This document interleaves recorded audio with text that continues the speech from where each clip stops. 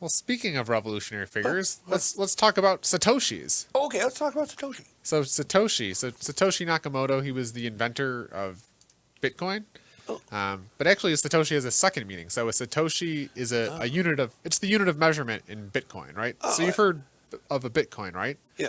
But did you know that there's a smaller unit of, so like one Bitcoin is actually 100 million Satoshis. Whoa. So a Satoshi is like a smaller unit of measurement in Bitcoin. So actually, there's 21 million Bitcoins, right? Yeah. And each Bitcoin is worth 100 million Satoshis. Oh, whoa. So there's 2.1 quadrillion Satoshis. Oh, man. So I think you can think of the Bitcoin as a dollar, where a Satoshi is like a penny. So there is a smaller derivation of Bitcoin. So let's see if I can pull up a chart of it. But essentially, Bitcoin, when you see a Bitcoin is actually it's the number one with 8 zeros. So in Bitcoin, the measurement, there's up to 8 zeros. So just a way, I think most people, they know of Bitcoin, but they don't know that you don't have to have a whole Bitcoin. You can have a fraction of a Bitcoin, of a Satoshi. And actually, so with Satoshis, so 2.1 quadrillion Satoshis sounds like a lot. But actually, when you think of, there's 7 billion people on Earth. So if all the Satoshis in the world were Whoa. so here's a good joint. How many Satoshis are in a Bitcoin? Whoa. Let's see if I can open it. Satoshis. Huh. So, yeah, one Satoshi. Whoa. How many Satoshis are in a Bitcoin? Whoa. So yeah, so one Satoshi is this decimal, 0.0000001 Bitcoins. Yeah. And then you have 10 Satoshis, 100 Satoshis. But essentially, and yeah, one Bitcoin, which is here, is 100 million Satoshis. So there are, so even like 0.1, I think that's the hardest thing about kind of understanding Bitcoin, right? Humans, we like to think in bigger numbers. We think big is better. Yeah. But in Bitcoin, like 0.1 Bitcoin is actually a lot of Satoshis.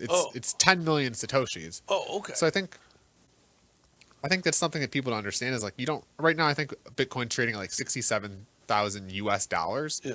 So people think, oh, I don't have $67, I can't buy a Bitcoin, but you can actually buy fractions of Bitcoin. Whoa.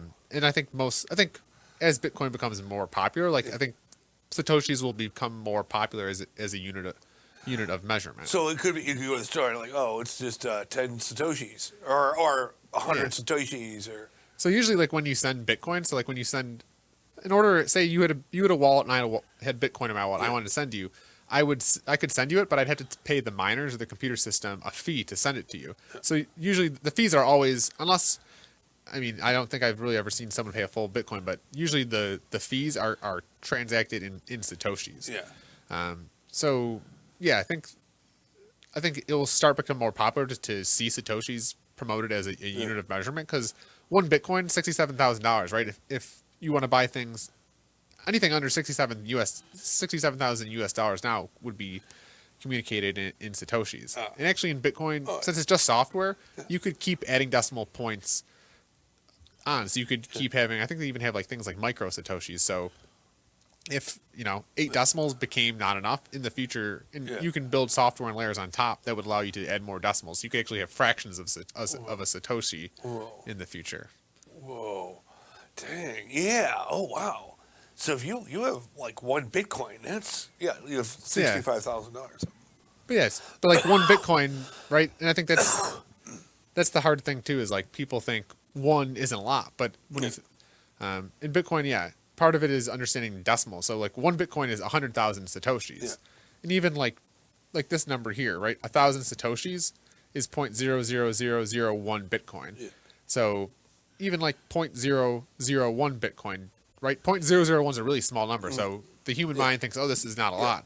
But when you convert to Satoshis, that's 100,000 Satoshis. That's actually a good amount of Satoshis. So I don't think it's something people really understand. Yeah. But yeah, you don't need to have a full Bitcoin. You can have fractions of a Bitcoin. In fact, most people, they call them shrimps in the Bitcoin community. So Bitcoin is not equally distributed. So there's people, they call them whales. So people that have like more than 1,000 Bitcoin are called whales. But people that don't have a small amount of, usually think it's under a Bitcoin, they call them shrimps. So there's all these terms for for like an ecosystem. Yeah. But I think if all the Satoshis in the world, so if the 2.1 quadrillion Satoshis were equally distributed, so if each human being, which is like 7 billion people, each had an equal amount. So if we had an egalitarian society where every person had the same amount of Satoshis, each person would only have like 0.003 Bitcoin or 300,000 Satoshis. That even might be wrong. But yeah, it sounds like a lot, but when you consider there's 7 billion people, let alone, corporations, it's actually a much smaller amount. Oh, that's a pretty cool. Do people ever say, "Oh, that's a mega Satoshi," or "Oh, that's a Gugu Satoshi," or a Deca Satoshi? That's a great question. So I think there's actually, I think this article might have had it, but there are things like a mega Satoshi. Here's the question here. Let's see if just give me a Deca or a Centa. Yeah. So yeah, a kilo Bitcoin is 1,000 Bitcoin. A deca Bitcoin is 10 Bitcoin. Yeah. So yeah, there are terms, and even a Finney is 10 Satoshis. So a Finney is named after Hal Finney, so he was like a computer scientist. Oh, okay. He was a cypherpunk. So the cypherpunk is a kind of group of people that invented the technology before Bitcoin. Yeah. But he, like a day after Bitcoin was invented, he's like, Bitcoin's gonna be worth $100 million or $10 million one day. So they called 10 Satoshis is called a Finney. Oh, I like that term. Like, hey, can you loan me a Finney?